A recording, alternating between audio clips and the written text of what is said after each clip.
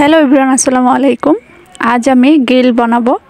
আর grill বানানোর জন্য প্রথমে আমি সসটা বানিয়ে নিব। গ্রিল সসের জন্য আমি এখানে নিয়েছি দুধটা পরিমাণ মতো নিয়েছি, সাথে দিয়ে দিব বিট লবণ, চিনি, গোলমরিচের গুঁড়া, জলপাই আচার, সরষা। গরুর দুধটা অনেকটা গরম ছিল, আমি ঠান্ডা করে নিয়েছি এবং বিট করে নিব ভালো করে।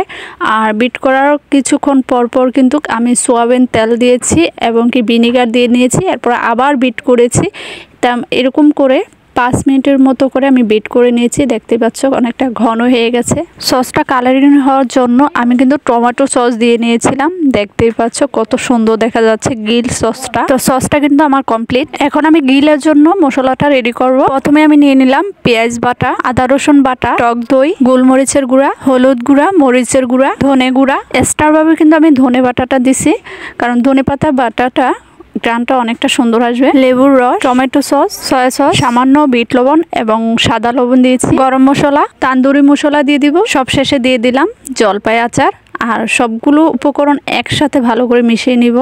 আর উপকরণগুলো কিন্তু আমি পরিমাণ মতো নিয়েছি, তোমরা তোমাদের পরিমাণ মতো নিয়ে নিবা। বাহ, স্মেলটা কিন্তু খুব ভালো লাগতেছে, মানে মনে হচ্ছে এখনই খেয়ে ফেলি। তো মশলাটা আমার মাখা শেষ, এখন মুরগিটা নিয়ে নিব। আর মুরগিটা কিন্তু আমি ভালো করে পরিষ্কার করে নিয়ে তারপর ছুরির সাহায্যে কেটে নিয়েছি। মুরগির শরীরে কিন্তু কোনো রকম পানি রাখা যাবে না, দেখতেই পাচ্ছ আমি কিন্তু মাঝখানটা কেটে নিয়েছি। তো এখন মশলার সাথে ভালো করে মিশিয়ে নেব। হাত লাগাতে হবে, হাত না লাগালে মশলাটা ভালো করে লাগানো যাবে না। মুরগির প্রত্যেকটা জায়গায় মশলাটা দিতে হবে এবং কি আধা ঘন্টার মতো করে মুরগিটা মেখে নিতে হবে মশলার সাথে। মশলাগুলো মুরগিটার মধ্যে মিশিয়ে নিয়েছি। আর 1 ঘন্টার জন্য আমি রেস্টে রেখে দিব, যাতে আরও একটু ভালো করে মুরগির প্রত্যেকটা শরীরে মশলাটা ঢুকে যায়। এখন আমি মুরগিটা গ্রিল করার জন্য 3টা ইট নিয়েছি। আর আমি এভাবে আজকে মুরগিটা গ্রিল করব। ওভেনে গ্রিল করব না, কারণ ওভেনে গ্রিল করলে পুরোপুরি সিদ্ধ হয় না আর ততটা টেস্ট হয় না। এভাবে যে মানে যতটা টেস্ট হয় ওভেনে কিন্তু অতটা টেস্ট হয় না।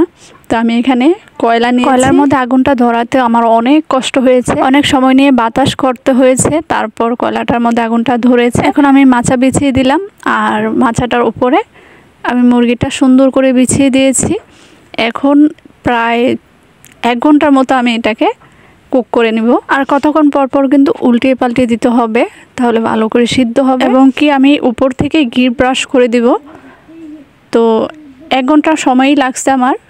তো তোমাদের কতক্ষণ সময় লাগে এটা আমি জানি না, তবে আমার 1 ঘন্টার মতো সময় লেগেছে। তো অবশেষে আমার মুরগিটা গ্রিল করা হয়ে গেছে, দেখতে পাচ্ছ সস সাথে। তারপর মুরগির মশলাটা যেটা আমি আলাদা করে রান্না করে নিয়েছি, একটু ভালো করে মানে গ্যাসের মধ্যে রান্না করে নিয়েছি। তো দেখতেই পাচ্ছ কতটা লোভনীয় লাগছে, মানে অনেক সুন্দর দেখা যাচ্ছে। আমার কাছে তো সুন্দর লাগতেছে। তোমাদের কাছে কেমন লেগেছে কমেন্ট করে জানাবা। আর খেতে বেশ মজা হয়েছে, আসলেই মজা হয়েছে, কারণ নিজের হাতে রান্না করাটা আসলেই অনেক মজাদার।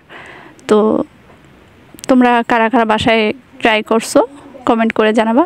আর আজকের রেসিপিটি কেমন লেগেছে তোমাদের কাছে এটাও কমেন্ট করে জানাবা।